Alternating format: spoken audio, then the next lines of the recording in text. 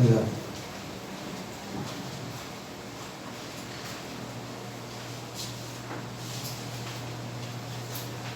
Eu pedi os irmãos para ler suas Bíblias em João, Evangelho de João, capítulo 15.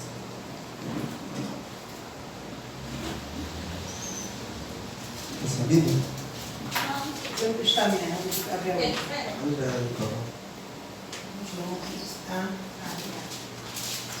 João capítulo 15, que fala sobre a videira e os ramos.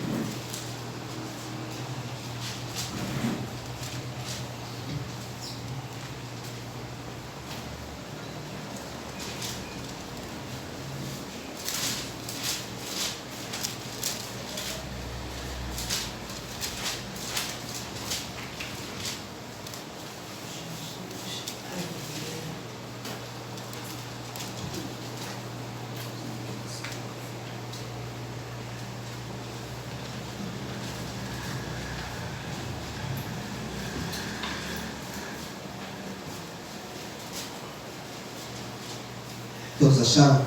Amém. Diz assim a palavra do Senhor: Eu sou a videira verdadeira, e meu Pai é o agricultor. Todo ramo que estando em mim não der fruto, ele o corta, e todo que dá fruto, limpa, para que produza mais fruto ainda. Amém, irmãos? Pode se assentar em nome de Jesus?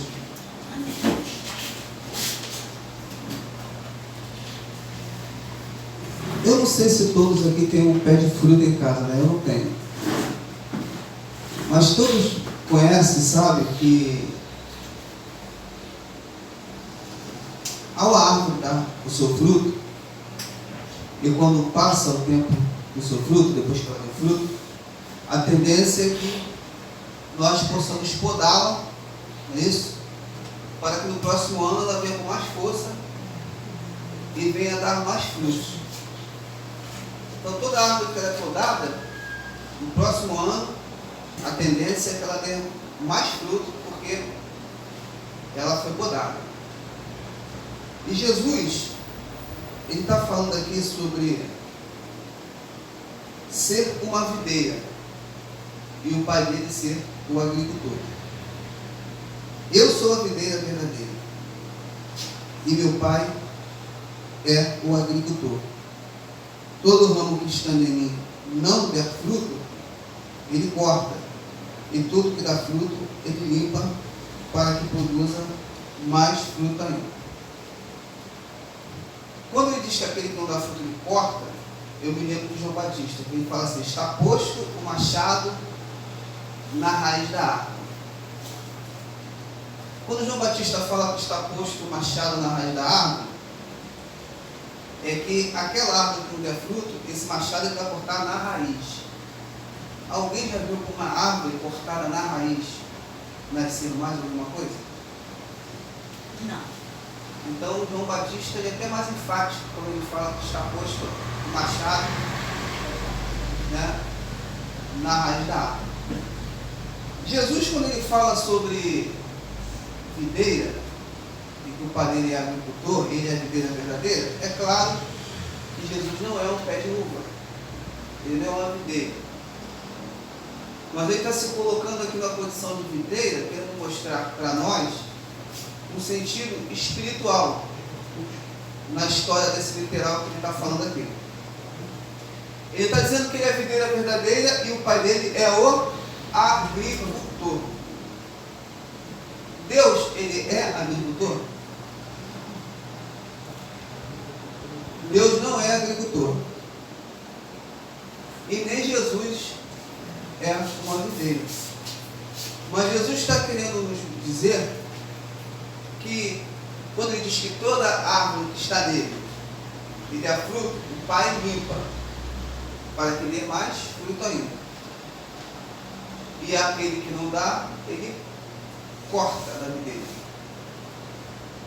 Geralmente é assim que a gente faz, quando a árvore está dando fruto, a gente sai cortando, né? Então Jesus está apresentando aqui, na verdade, uma parábola. apesar de não estar escrito a parábola da videira e os ramos, mas podemos entender como uma parábola, porque é um sentido figurado.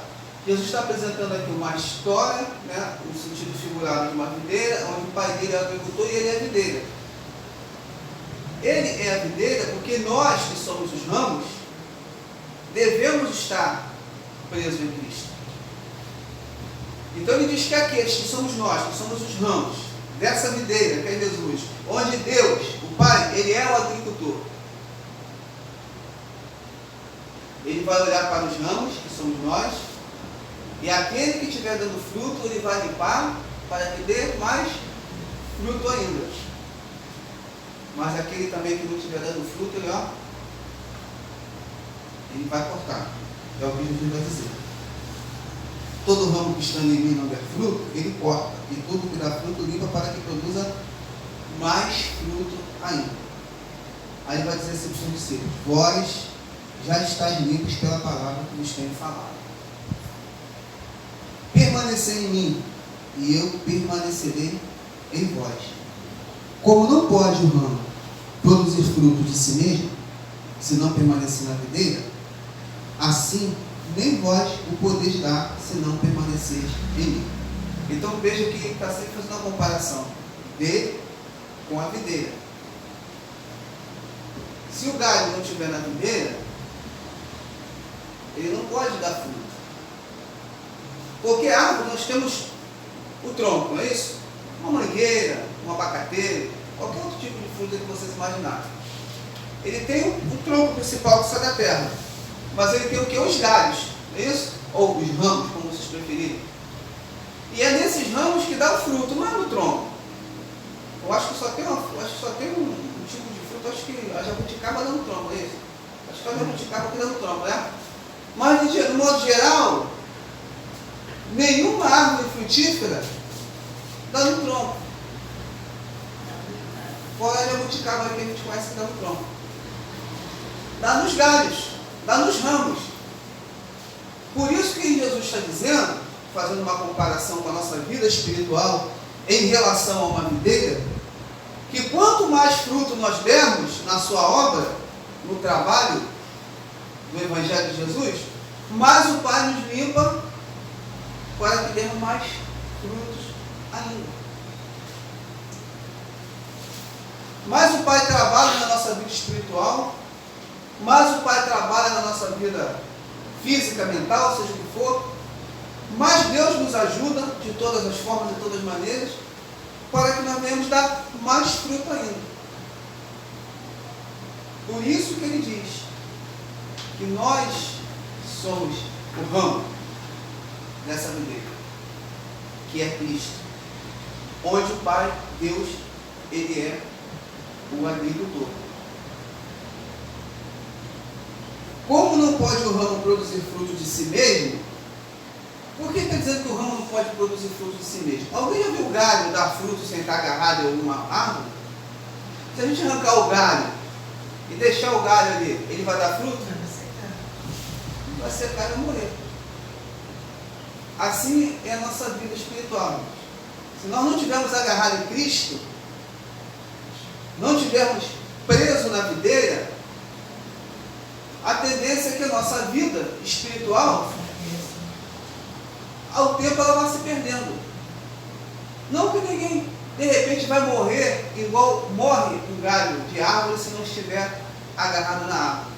Mas o morrer no sentido espiritual, morte espiritual.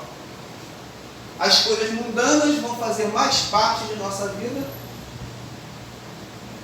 do que mesmo as coisas espirituais.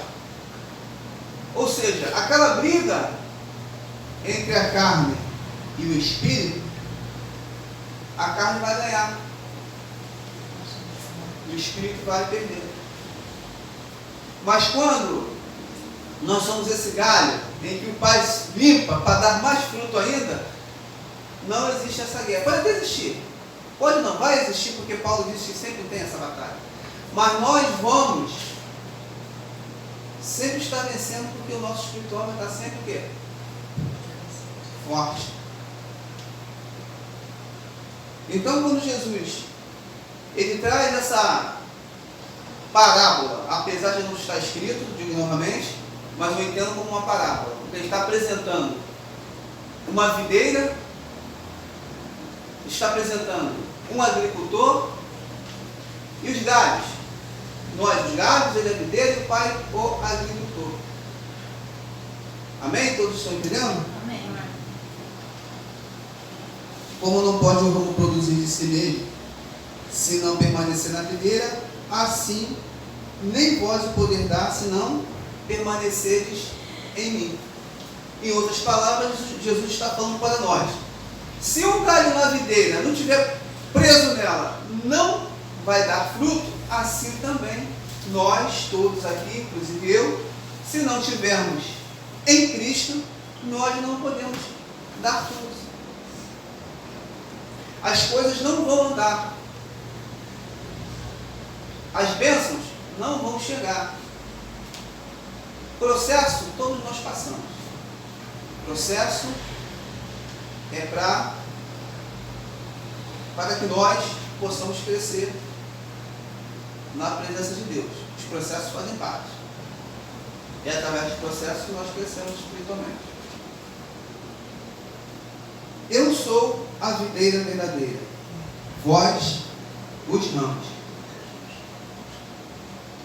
Quem permanece em mim e eu nele, esse dá muito fruto, porque sem mim nada podeis fazer.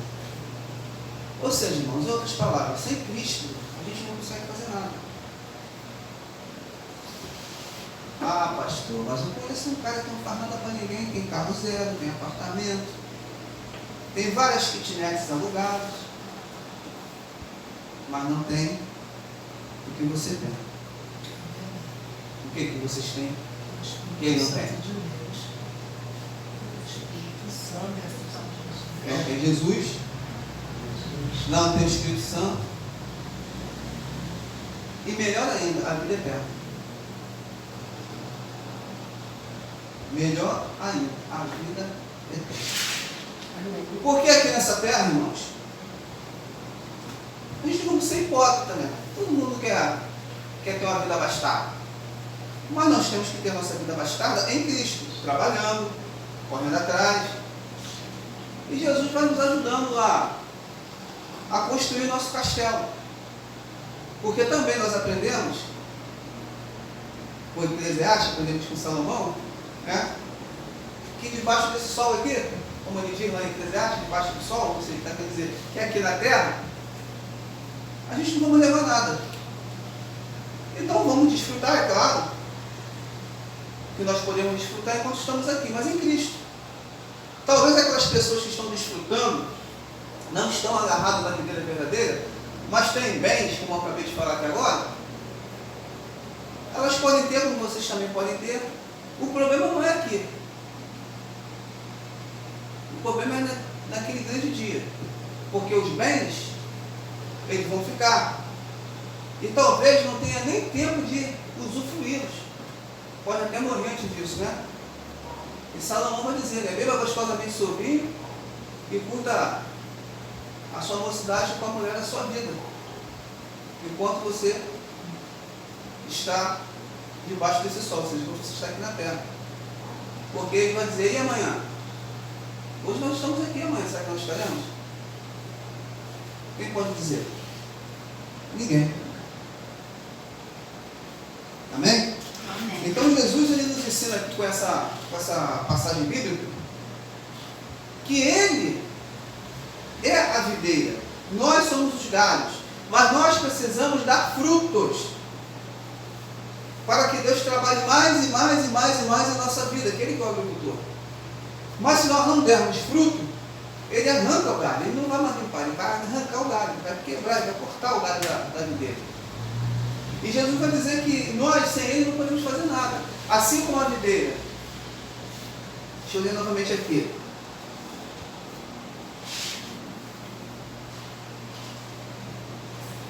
Eu sou a videira e vós os ramos. Quem permanece em mim e eu nele, esse dá muito fruto, porque sem mim nada podeis fazer. Como não pode o ramo produzir fruto de si mesmo, se não permanecer na videira, assim nem vós o podeis dar, se não permanecerdes em mim. Então nós só vamos conseguir dar frutos. E quando a gente fala em dar frutos, não pense em bens materiais, tá? É frutos espirituais. Se nós não podemos amar o nosso próximo como a nós mesmos, se nós não pudermos ajudar o nosso próximo, se nós não podemos fazer pelo outro, que é o que nos ensina, amarmos uns aos outros assim como eu vos amei, o Evangelho é amor, o Evangelho é amor ao próximo, é fazer pelo próximo. E estar em Cristo é isso. As benéficas, elas vêm com o tempo, conforme segundo a vontade de Deus. É diferente do que a gente está acostumado a ouvir, né? Muitas pessoas estão acostumadas a ouvir.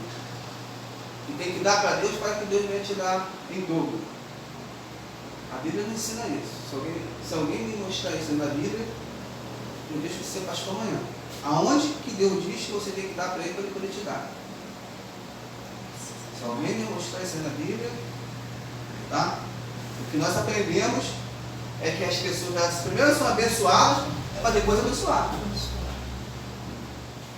Como que eu vou abençoar se eu não fui abençoado? Como eu vou fazer por alguém se eu ainda não fui abençoado? Quando Deus trata desse assunto lá atrás, das suas ofertas, dos seus dízimos, era dessa forma. As pessoas primeiro tinham que ver as suas plantações crescerem, os seus bois da cria, suas ovelhas darem cria, aí eles vão pegar o 10º daquela cria e ia no templo e oferecia como dízimo, como ofertas.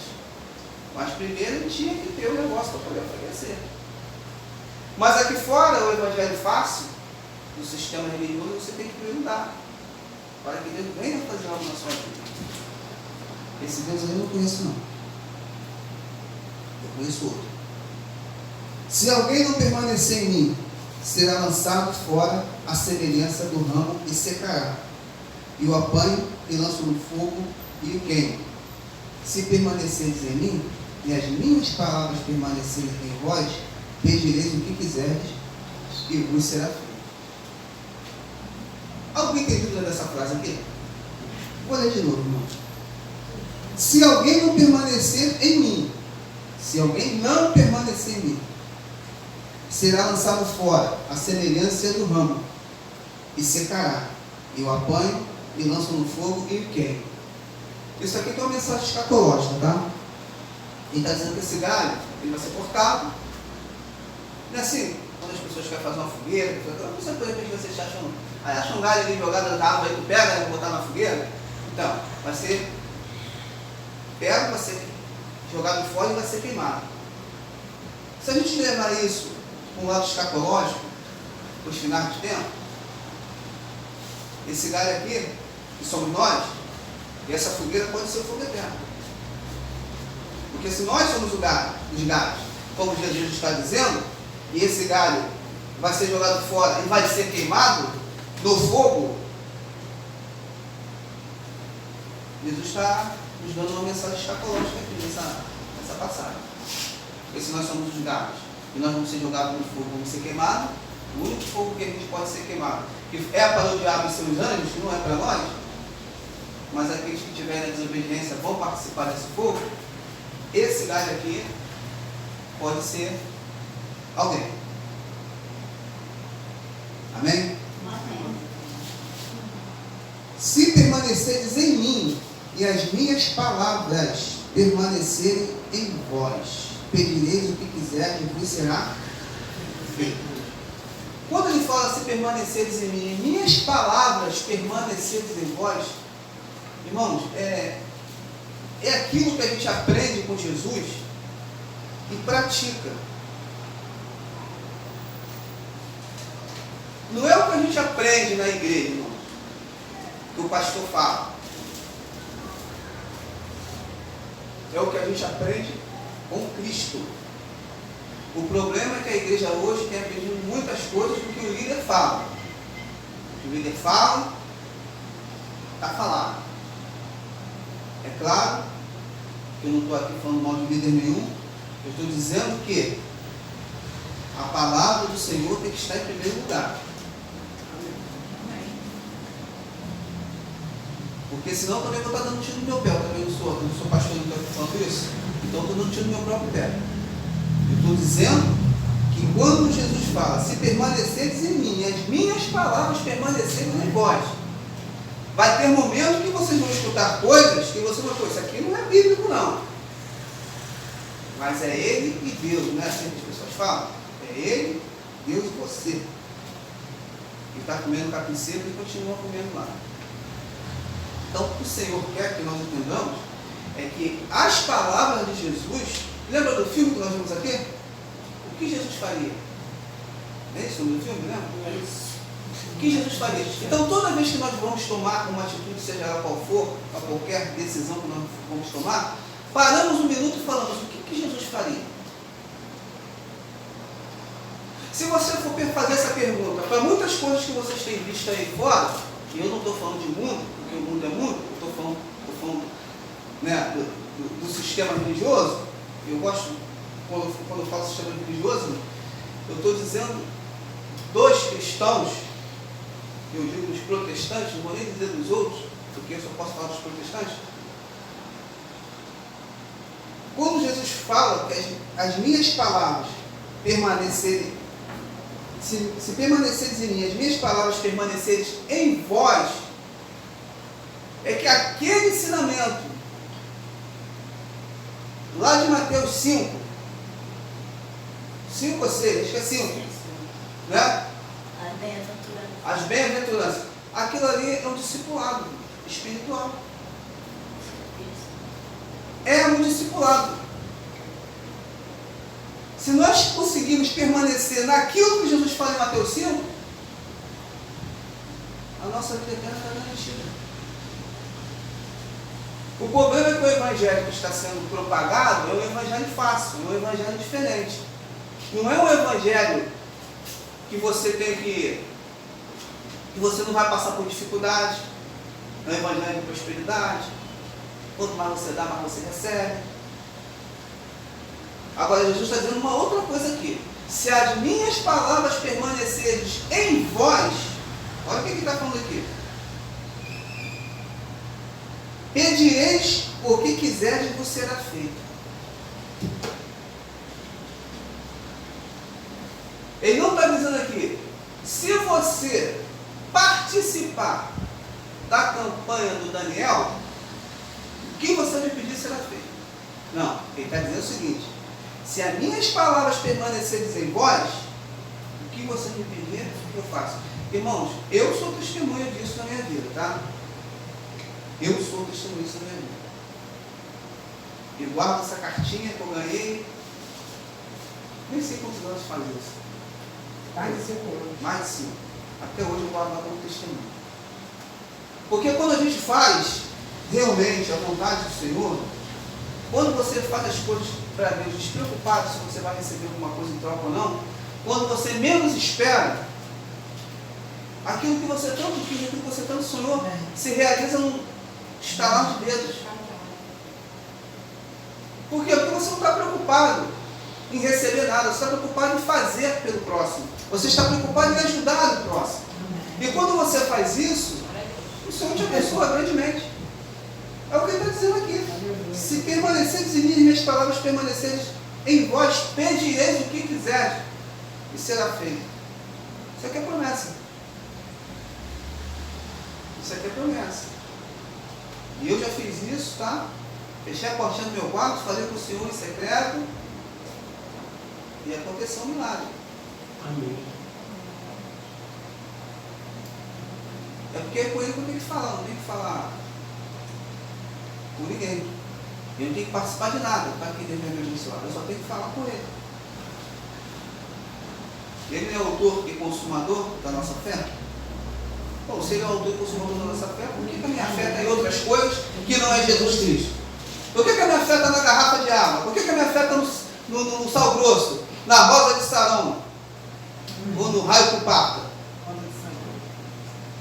Tem tudo, tem de tudo. Tem para tudo quanto é gosto. Tem para tudo quanto é gosto. Eu fico impressionado. Porque quando você passa em frente a uma casa de axé, Você tem lá os itens religiosos dele lá, várias coisas. E hoje em dia não está diferente. Você passa numa loja evangélica, tu pensa que vai chegar lá só Bíblia, né? Bíblia, ou livros, né? Não, lá tem um montão de patuá. Tem patuá para tudo quanto é luz. Por isso, quando eu falo do sistema, eu não estou falando só. Quando eu falo do sistema religioso, eu estou englobando todas as coisas. Todas essas coisas. Então, nós precisamos viver da palavra. É o que Jesus está nos ensinando aqui. Viver através da palavra dele. Aí ele vai dizer assim: nisto é glorificado meu Pai, em que deis muito fruto, e assim vos tornareis meus discípulos. Vou repetir. Nisto é glorificado meu Pai, em que deis muito fruto, e assim vos tornareis meus discípulos. Irmão, se a gente não se enquadrar dentro disso aqui, a gente pode ser qualquer coisa, mesmo discípulo de Cristo. Pode ser discípulo do pastor João, pode ser discípulo do pastor Antônio, pode ser discípulo do apóstolo, sei lá, Pedro, qualquer. Mas de Jesus, a gente não somos discípulos. Porque até para ser discípulo de Jesus é difícil, tá? Vocês vão ser expulsos da sinagoga. Se vocês forem discípulos de Cristo, quiserem andar conforme Cristo anda. Eu já fui expulso da sinagoga, já passei por isso. Entendeu? Se quiser andar na vontade de Cristo, você vai ser expulso da sinagoga.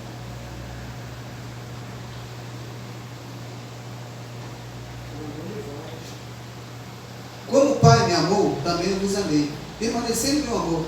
Se guardados os meus mandamentos, permanecei no meu amor. Assim como também eu tenho guardado os mandamentos de meu Pai, e no seu amor permaneço. Tenho-vos dito estas coisas para que o meu gozo esteja em vós, e o vosso gozo seja completo. O meu mandamento é este: que vos ameis uns aos outros, assim como eu vos amei. Ninguém tem maior amor do que este, de dar a alguém a própria vida em favor dos seus amigos. Vós sois meus amigos, se fazeis o que eu vos mando. Para ser amigo de Cristo, irmão, tem que fazer o que ele manda. Se fizer o que o pastor Demetrio manda, vocês são amigos de Cristo, não. Não são amigos de Cristo. E vão ser expulsos da sinagoga, assim como aconteceu com o pastor Demetrio. Quando eu falei que eu era amigo de Cristo e não era amigo do pastor, o pastor falou: então, você abre a sua própria congregação. Sugiro que você abra a sua própria congregação. Porque eu sou amigo de Cristo, eu sigo o Evangelho de Cristo, e não a vontade do homem. E assim também eu quero que vocês cresçam com esse pensamento. Quer dizer, eu quero não, né? Pelo menos eu penso que vocês possam crescer com esse pensamento. Ser servo de Cristo a todo momento, seja na hora da bonança, como seja na hora que não tiver bonança. Porque eu poderia muito bem ficar confortável na minha posição e estar lá até hoje. Mas foi o que eu falei. Usei a palavra do apóstolo Paulo. Estou eu persuadido por homem ou persuadido por Deus? Se eu estiver persuadido por homem, eu não sou servo de Cristo. Foi só isso que eu falei. Isso já foi suficiente para me expulsar da sinagoga. Mas vamos lá, para a gente finalizar. Já não vos chamo servos, porque o servo não sabe o que faz o seu senhor. Mas tenho-vos chamado amigos, porque tudo quanto ouvi de meu Pai, vos tenho dado a conhecer. Quando ele fala servo, ele não está falando servo de Deus não, tá? Ele está falando servo escravo. Aquele que era que o seu senhor era dono dele. Perceba o que ele fala aqui. Já não vos chamo servos, Porque o servo não sabe o que o seu senhor, perdão, o servo não sabe o que faz o seu senhor. Nenhum senhor tratava o seu assunto particular como um servo, como um escravo. Porque quando fala servo aqui, muitas pessoas podem achar que é servo de Cristo, servo de Cristo. Não, ele está falando servo aqui, ele está falando comparação. Servo, senhor. Servo e senhor é aquele que tem alguém como seu funcionário, como seu empregado. Pode ser um escravo ou até mesmo um funcionário, vamos colocar assim, mas naquela época era normal as pessoas terem escravo, tá? Então Jesus está dizendo que já não nos chama mais de servos, porque o servo não sabe o que o seu senhor faz. Agora, amigo sim. Porque todo mundo aqui tem um amigo, não tem? Todo mundo tem um amigo. Amigo é diferente de colega. Amigo é aquela pessoa que você tem uma certa intimidade, você falar algumas coisas para ela, ela falar algumas coisas para você. Isso é amigo. Quando você transmite algo teu particular para ela, transmite algo particular dela para você. Agora, colega, amizade, existe um monte. Então, quando Jesus fala que não tem mais o chamado de servo, porque o servo não sabe o que faz o seu senhor, mas tem o chamado amigos, porque tudo quanto ouvi de meu Pai, vos tenho dado a conhecer. Então, tudo que Jesus aprendeu do Pai, ele passou para aqueles que o seguem, para aqueles que o servem, para aqueles que o têm como seu Senhor e Salvador da sua vida. Já vou terminar, igreja.